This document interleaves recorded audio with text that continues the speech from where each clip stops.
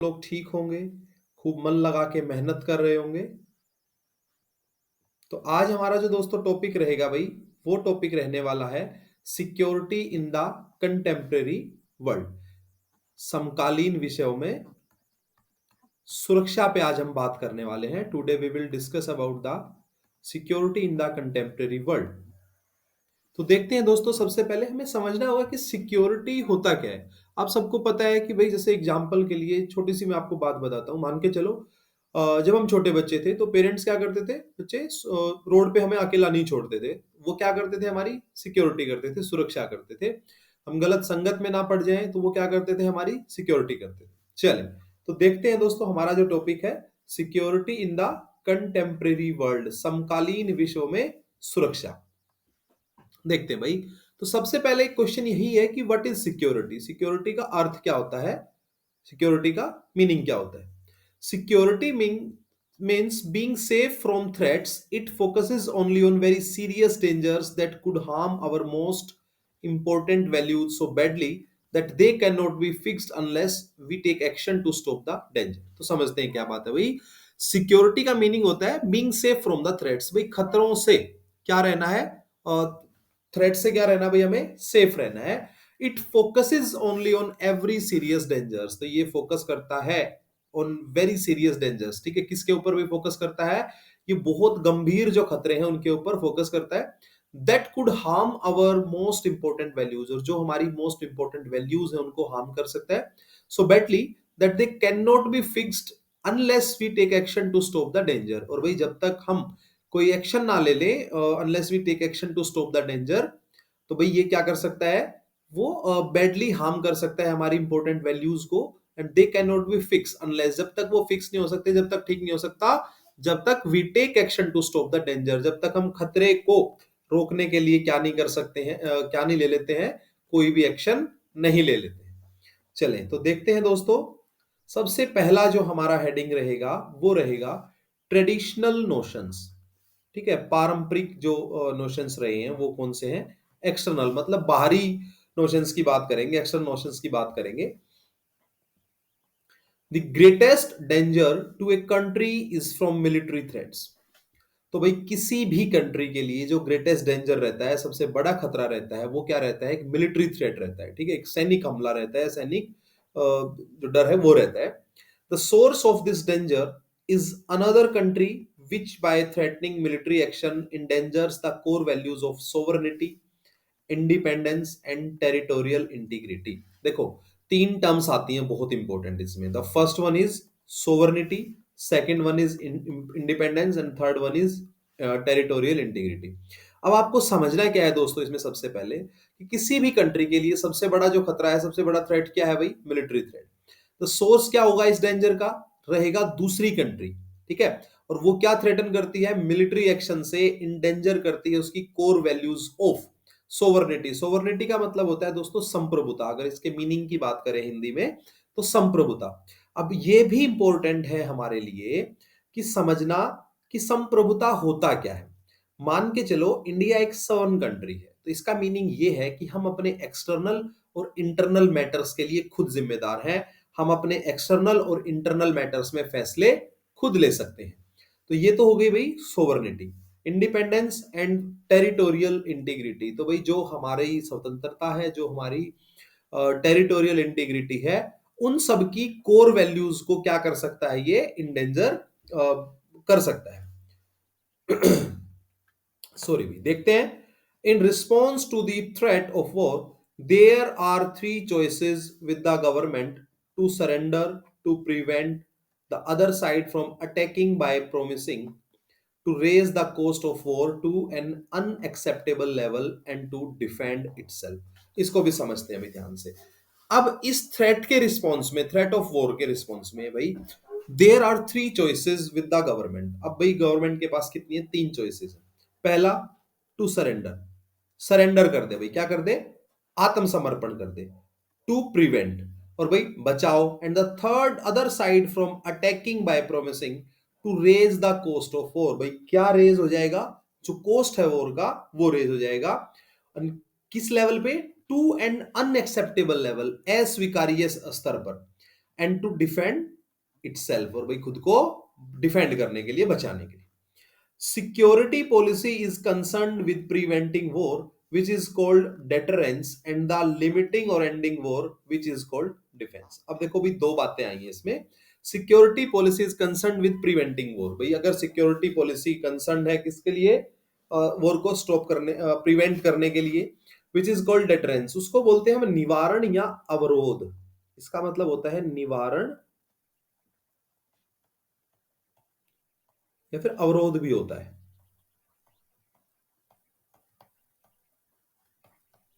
चले समझते हैं भाई। And the limiting of ending war which is called defence, और भाई डिफेंस क्या होता है, डिफेंस होता है जब हम बचाव करते हैं अपना। देखते हैं भाई, नेक्स्ट पॉइंट पे चलते हैं दोस्तों।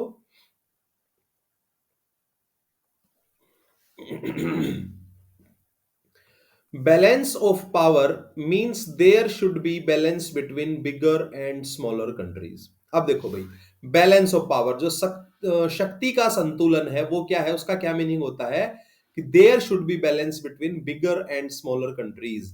भाई छोटी और बड़ी कंट्रीज के बीच में क्या होना चाहिए भाई, बैलेंस होना चाहिए, संतुलन होना चाहिए।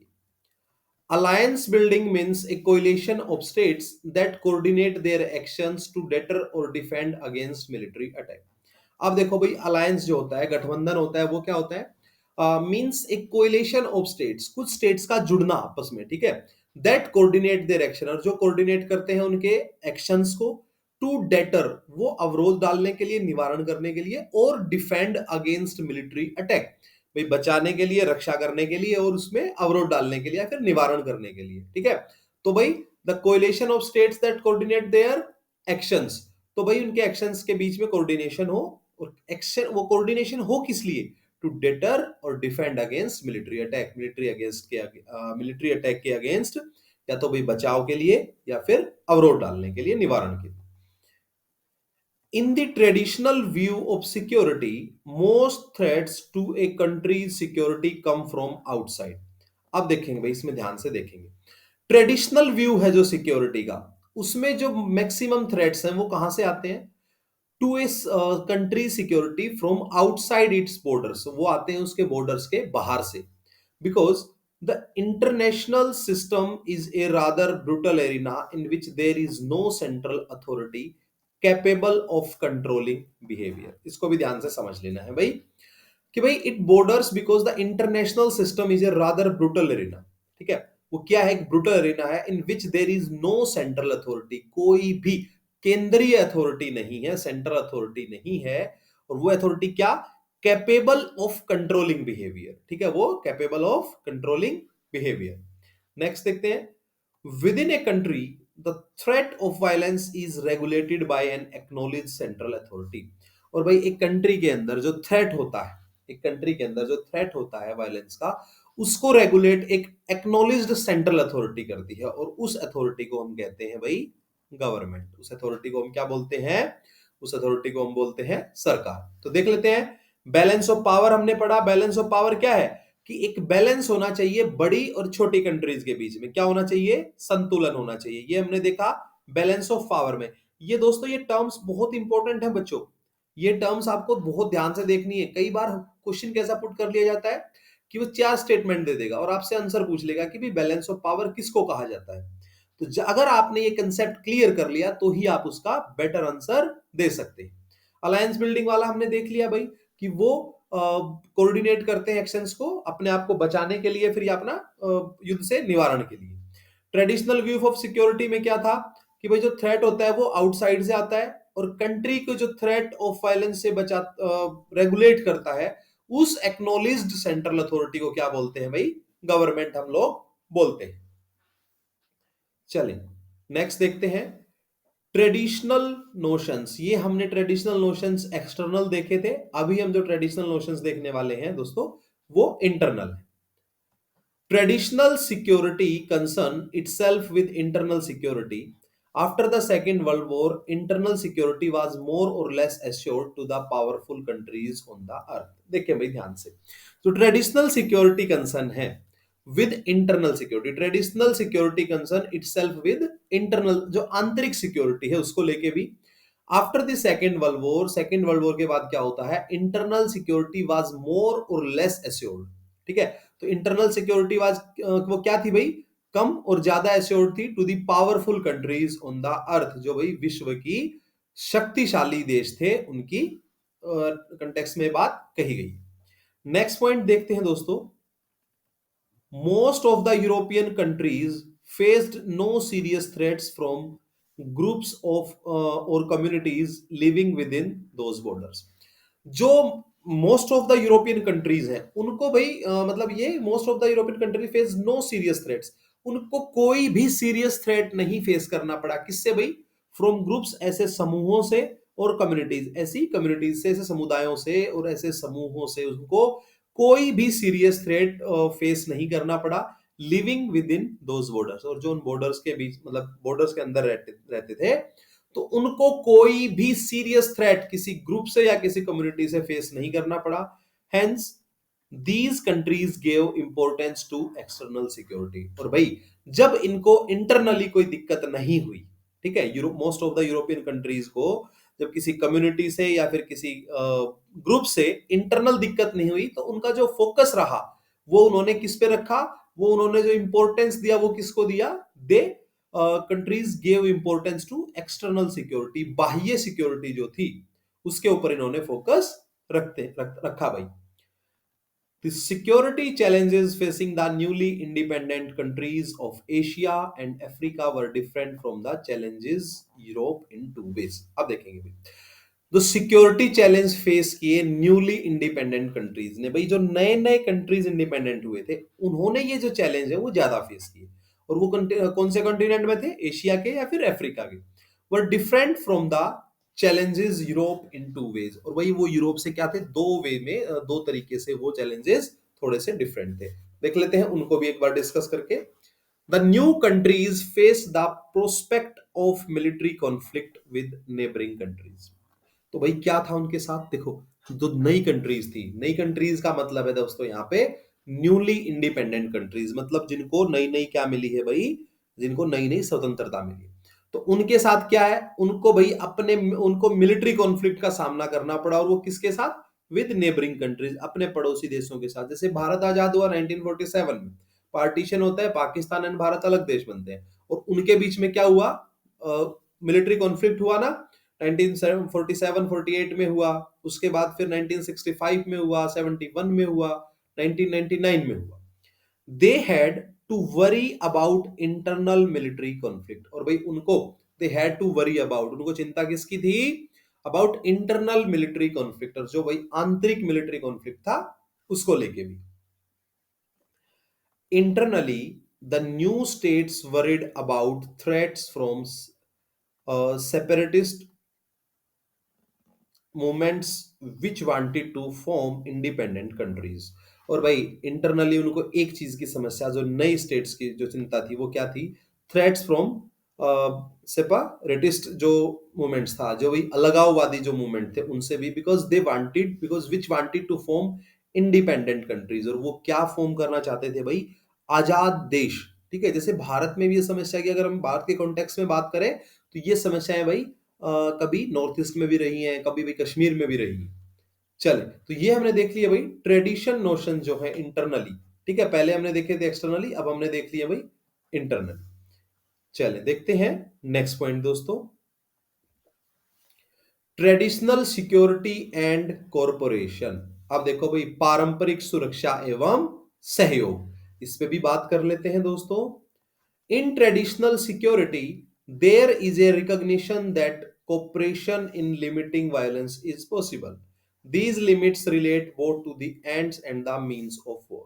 अब इसको ध्यान से समझना है। अभी देखो क्या है, ट्रेडिशनल सिक्योरिटी में देर इज ए रिकॉग्निशन, एक पहचान है क्या भाई, that cooperation in limiting violence is possible. तो क्या है भाई, कोऑपरेशन जो है वो इन limiting violence is possible.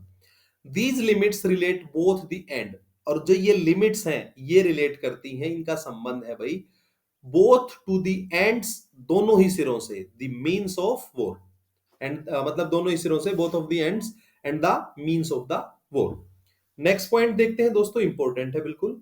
Traditional views of security also mean डिसआर्मामेंट arms control and confidence building. तीन टर्म्स हैं, ध्यान से सुनना है भाई। डिसआर्मामेंट, आर्म्स कंट्रोल, भाई आर्म्स के ऊपर जो कंट्रोल है उसकी बात की गई है, एंड कॉन्फिडेंस बिल्डिंग।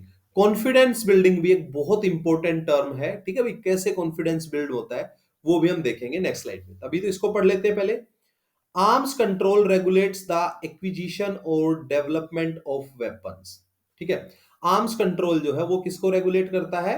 एक्विजिशन और डेवलपमेंट और ऑफ वेपन्स। वो भाई एक्विजिशन के और भाई विकास के, वेपन्स के विकास को क्या करता है? रेगुलेट करता है। इन 1992 the anti-ballistic missile ABM treaty tried to stop the United States and Soviet Union from using ballistic missiles as a defensive shield to launch a nuclear attack. अब देखो ध्यान से भाई, ये जो ट्रीटी थी एंड इन 1992 1992 में जो एंटी बैलिस्टिक मिसाइल ट्रीटी थी, एबीएम जिसको हम बोलेंगे। और दोस्तों आज आपको एक छोटा सा टास्क दे रहा हूं मैं, ठीक है। आप लोग सब गूगल करेंगे बैलिस्टिक मिसाइल्स और क्रूज मिसाइल्स, इन दोनों को पढ़ेंगे कि ये कैसे अटैक करती हैं, कैसे अपने टारगेट को अचीव करती हैं, और इंडिया के पास कौन सी बैलिस्टिक मिसाइल्स हैं, कौन सी क्रूज मिसाइल्स हैं, इंडिजीनियस कौन सी। तो ये आपका छोटा सा टास्क रहेगा कि आप मिसाइल्स के बारे में आज 5 मिनट निकाल के पढ़ेंगे। तो अब देख लेते हैं, अभी वापस से आते हैं अपने पॉइंट पे कि 1992 में क्या होता है। Anti ballistic missile treaty stop करती है यूनाइटेड स्टेट्स और सोवियत यूनियन को। किस लिए रोकती है वो? From using ballistic missiles as a defensive shield to launch a nuclear attack. तो भाई वो डिफेंसिव शील्ड की तरह यूज करने से, एक to as a defensive shield to launch a nuclear attack, वही न्यूक्लियर अटैक लॉन्च करने की वो एक डिफेंसिव शील्ड के तरह अगर यूज करते हैं तो उसको रोकता है कि कौन? ये ट्रीटी रोकती है 1992 की, जिसको एंटी बैलिस्टिक मिसाइल ट्रीटी कहा जाता है। US and Soviet Union sign a number of other arms control treaties including the strategic arms limitations treaty, ठीक है। इसको बोलते हैं SALT, strategic arms limitations treaty. तो ये क्या करता है भाई? ये लिमिटेशंस की बात करता है, ठीक है, स्ट्रेटेजिक आर्म्स लिमिटेशंस की। And the strategic arms reduction treaty. अब ये तो एक तो लिमिटेशन की बात कर रहा है, लेकिन दूसरी ट्रीटी है वो किस पे बात कर रहे हैं? रिड्यूस करने पे, रिडक्शन करने पे। The nuclear non proliferation treaty NPT of 1968 was an arms control treaty. और भाई जो न्यूक्लियर नॉन प्रोलिफरेशन ट्रीटी है NPT 1968 में हुई थी, was an arm control treaty. और ये क्या थी भाई? एक आर्म कंट्रोल ट्रीटी थी that regulated the acquisition of nuclear weapons. और ये क्या रेगुलेट करती है भाई? एक्विजिशन किसका? न्यूक्लियर वेपन्स का। चले नेक्स्ट देखते हैं दोस्तों। Traditional security also accept confidence building. अब देखो जो ट्रेडिशनल सिक्योरिटी है वो क्या भी एक्सेप्ट करती है भाई? Confidence building. और कॉन्फिडेंस बिल्डिंग पे लास्ट स्लाइड में हमने बात की थी कि हम नेक्स्ट स्लाइड में इसको देखेंगे। अब हमें ये देखना है कि कॉन्फिडेंस बिल्डिंग होता क्या है। पहले इस ऊपर वाले पॉइंट को क्लियर कर लेते हैं भाई, इस वाले को। Traditional security also accept confidence building as a means of avoiding violence. क्या अवॉइड करना भाई? वायलेंस को। जो भाई कॉन्फिडेंस बिल्डिंग है वो भी एक रूप है किसका? वायलेंस अवॉइड करने का। अब ये कॉन्फिडेंस बिल्डिंग देख भी लेते हैं कि ये जो कॉन्फिडेंस बिल्डिंग ये है क्या, बड़ा इंपॉर्टेंट है। Is a process in which countries share ideas and information with their rivals. तो भाई क्या होता है इसमें दोस्तों? देखो, कॉन्फिडेंस बिल्डिंग का मीनिंग है एक ऐसा प्रोसेस जिसमें कंट्रीज आपस में क्या करती हैं? अपने राइवल्स के साथ ही आइडियाज और इंफॉर्मेशन क्या करते हैं? वो भाई वो शेयर करते हैं। तो जब अपने राइवल के साथ आइडियाज और इंफॉर्मेशन शेयर की जाती हैं तो उस प्रोसेस को बोला जाता है, and that process is called confidence building, ठीक है। क्या भाई? उसको कॉन्फिडेंस बिल्डिंग कहा जाता है। In traditional security, force is both the principal threat to security and the principal means of achieving security.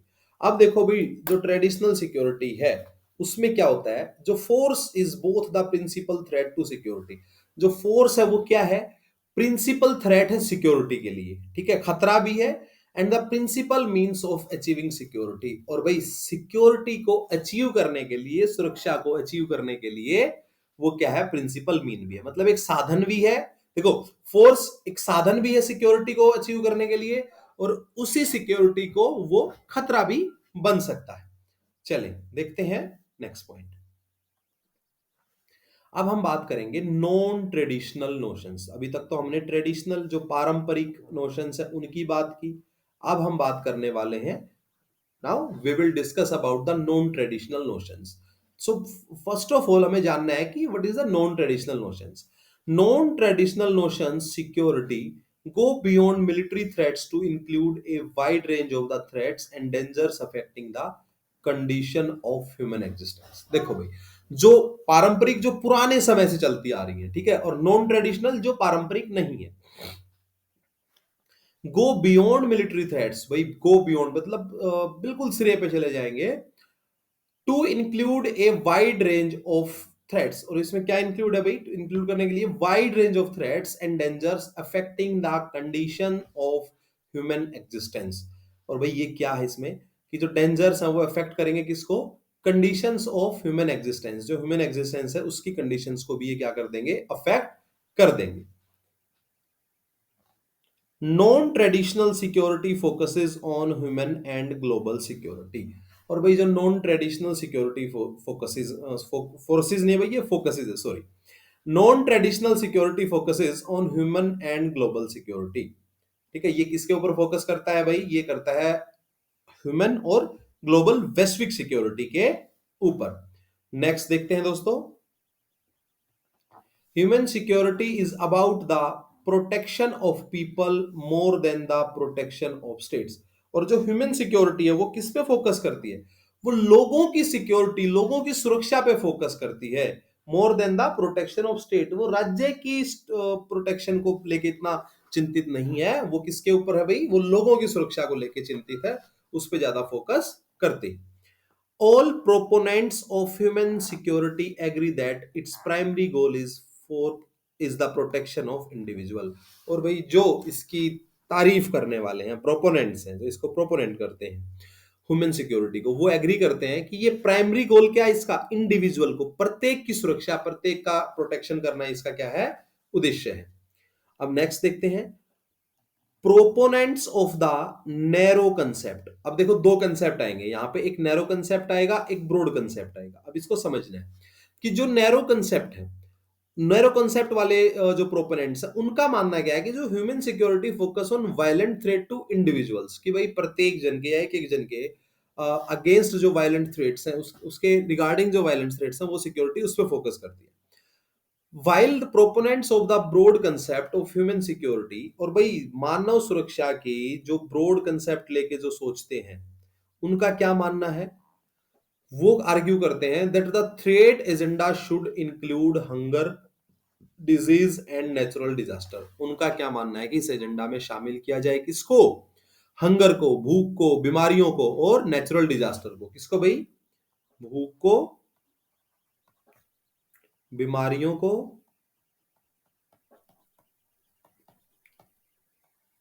और प्राकृतिक आपदाओं को।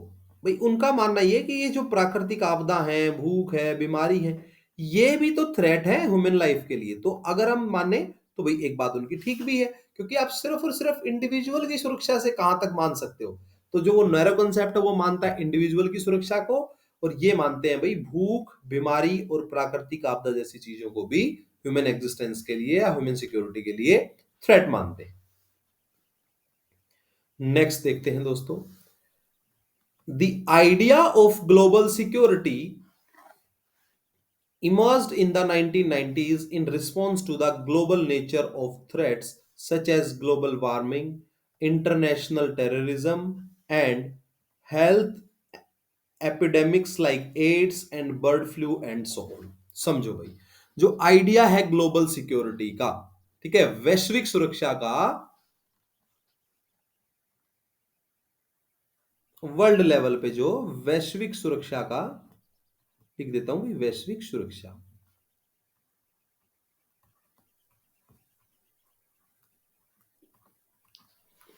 वैश्विक सुरक्षा का जो आइडिया है, जो विचार है, वो कद इमरजेंस हुआ भाई, इमर्ज हुआ 1990s में। कब, 1990 में। In response to the global nature of threats. और भाई किसके रिस्पॉन्स में, to the global nature of threats such as global warming. भाई ग्लोबल वार्मिंग जो वैश्विक तापकरण उसका, ठीक है, वैश्विक ताप बढ़ रहा है उसको लेके, इंटरनेशनल टेररिज्म अंतरराष्ट्रीय जो आतंकवाद है उसको लेके, and health epidemics like AIDS and bird flu and so on, ठीक है। और भाई कौन से ग्लोबल वार्मिंग को लेके, इंटरनेशनल टेररिज्म, हेल्थ एपिडेमिक्स कौन सी जैसे एड्स, भाई एक्वायर्ड इम्यूनोडेफिशिएंसी सिंड्रोम एड्स को बोलते हैं भाई, and bird flu and so on, जैसे भाई कोविड-19 की बात कर लें, सबने देखा ही होगा, ये भी एक क्या है, इसी का एग्जाम्पल है एपिडेमिक का, पेंडेमिक का। चले नेक्स्ट देखते हैं दोस्तों, न्यू सोर्सेज ऑफ थ्रेट। अब भाई नए जो सोर्स हैं, नए जो स्रोत हैं, वो देख लेते हैं थ्रेट के। Terrorism refers to political violence that targets civilians deliberately and indiscriminately.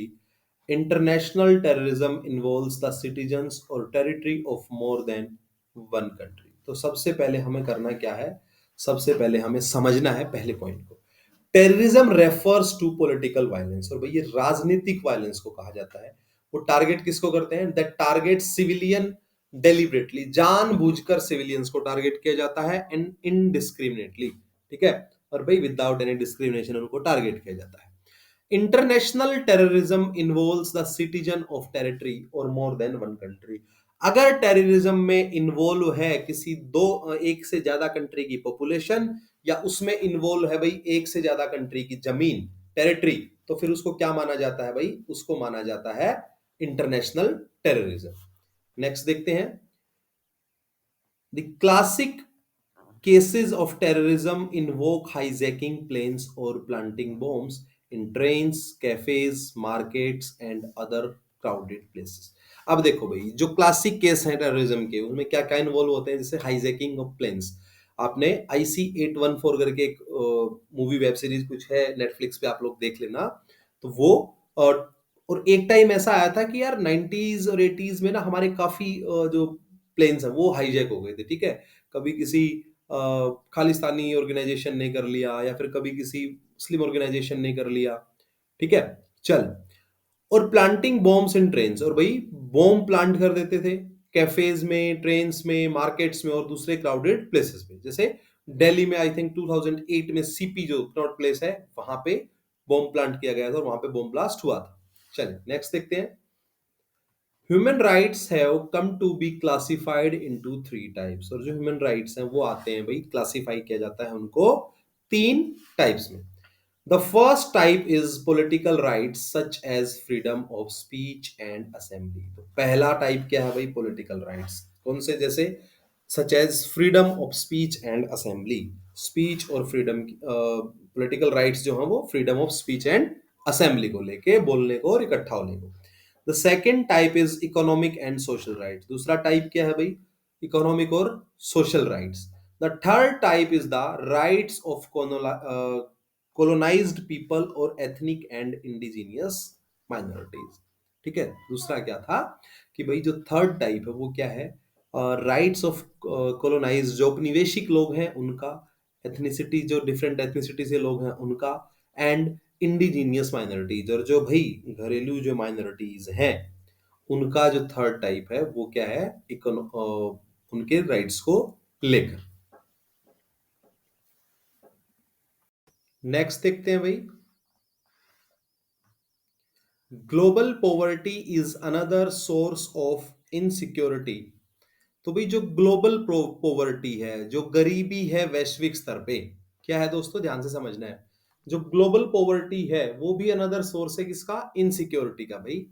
High per capita income and low population growth make rich states और rich social groups get richer, whereas low incomes and high population growth reinforce each other to make poor states and poor groups get poorer।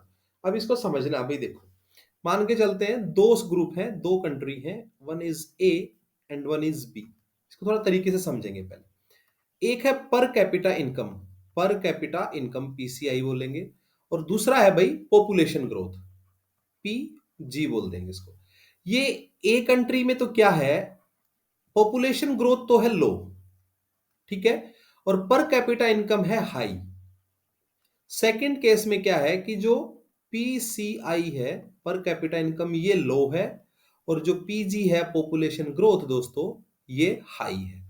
तो simple सी बात है भाई, इस condition में ये वाली जो कंट्री रहेगी ये क्या रहेगी भाई, रिच रहेगी, और इस वाली कंट्री में क्या रहेगा, ये पुअर रहेगी, क्योंकि यहाँ पे पर कैपिटा इनकम जो है, प्रति व्यक्ति आय जो है वो घट रही है और पॉपुलेशन जो है वो बढ़ रही है।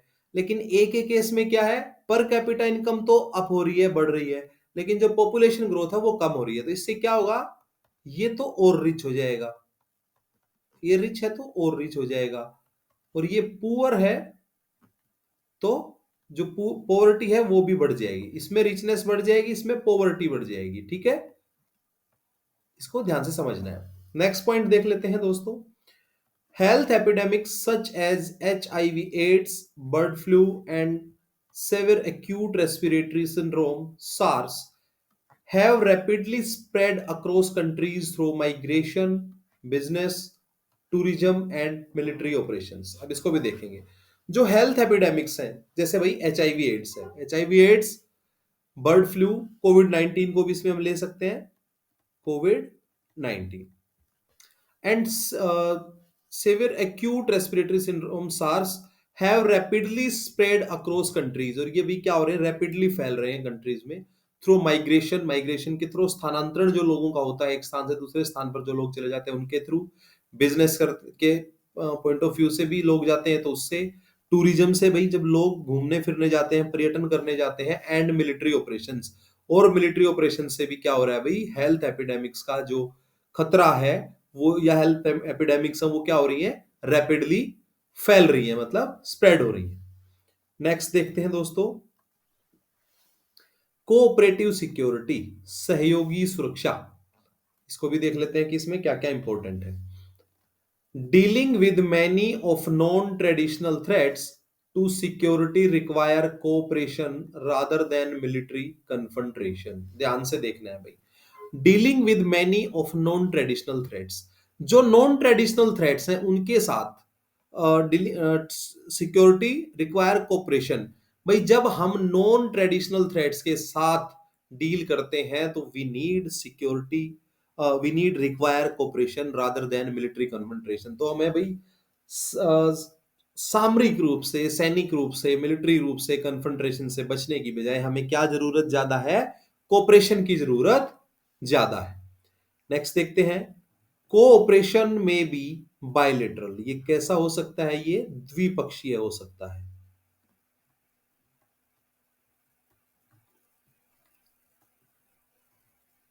जैसे इंडो पाक, इंडो चाइना, ठीक है, इंडो यूएस, रीजनल हो सकता है भाई ये। ठीक है, ये एक रीजन के अंदर हो सकता है। जैसे अगर हम बात करें तो सार्क की हम बात कर सकते हैं, एग्जाम्पल के लिए बता रहा हूं। ठीक है, आशियान की हम बात कर सकते हैं, ये क्या है भाई, रीजनल। कॉन्टिनेंटल भाई जैसे एशिया, यूरोप, यूरोपियन यूनियन है, जैसे एशिया की कुछ कंट्रीज मिल जाएं, ठीक है, अफ्रीका की मिल जाएं।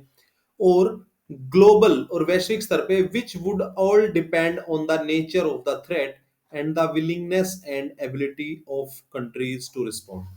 तो ये कैसा हो सकता है भाई, बायलेटरल भी हो सकता है, रीजनल भी हो सकता है, कॉन्टिनेंटल और ग्लोबल भी हो सकता है। Which would all depend on the nature, और ये डिपेंड किस पे करता है, the nature of the threat, जो थ्रेट के नेचर के ऊपर, उसकी प्रकृति के ऊपर, and the willingness and ability of countries to respond. और विलिंगनेस जो है भाई, जिजीविषा जो है उसकी, और एबिलिटी जो है कंट्री की रिस्पॉन्ड करने की। ठीक है, चले तो नेक्स्ट पॉइंट पे चलते हैं दोस्तों। अब हम देखेंगे इंडियाज सिक्योरिटी स्ट्रेटजी। भाई भारत की जो सिक्योरिटी की स्ट्रेटजी है वो कैसी है, उसको भी एक बार हम कवर कर लेते हैं। India has faced both traditional and non traditional threats to its security. और भाई भारत को क्या है, सामना करना पड़ता है पारंपरिक और गैर पारंपरिक दोनों थ्रेट्स का। Its security strategy depends upon 4 broad components. और भाई जो हमारी सिक्योरिटी है, सिक्योरिटी स्ट्रेटजी है, वो डिपेंड करती है भाई 4 ब्रॉड कंपोनेंट्स पे। वो ब्रॉड कंपोनेंट्स कौन कौन से हैं भी देखो। The first component, first of all we will discuss about the first component of India's security strategy. was strengthening its military capabilities because India has been involved in conflicts with its neighbors Pakistan in 47, 48, 65, 1971, 1999 and China in 1962। तो भाई समझने की बात क्या है, जो पहला component है वो क्या है, was strengthening it's military capability. हमें भाई स्ट्रेंथनिंग करनी पड़ी अपनी मिलिट्री कैपेबिलिटी की। क्यों? क्योंकि भारत इन्वॉल्व रहा है वॉर्स में, कॉन्फ्लिक्ट्स में। वो कॉन्फ्लिक्ट्स भी अपने नेबर्स के साथ रहा है, जैसे पाकिस्तान के साथ 1947-48, 1965, 1971 एंड 1999। 4 बार हम पाकिस्तान के साथ इंगेज रहे हैं। और भाई हमारा एक बार कॉन्फ्लिक्ट रहा है चाइना के साथ भी, और वो कॉन्फ्लिक्ट कब रहा है दोस्तों? वो कॉन्फ्लिक्ट रहा है 1962 में। The second component of India's security strategy has been to strengthen international norms and international institutions to protect its security interests. दूसरा कंपोनेंट देखते हैं भाई। Now we will discuss about the second component of India security strategy. भाई जो second component है India की security strategy का, has been to strengthen, किसको स्ट्रेंथन करना? International norms and international institutions to protect its security interest. और भाई अपने जो सुरक्षा को लेके इंटरेस्ट जो है उनको प्रोटेक्ट करने के लिए हमें स्ट्रेंथन करना होगा international norms and international institutions के रिगार्ड। चलिए नेक्स्ट देखते हैं भाई।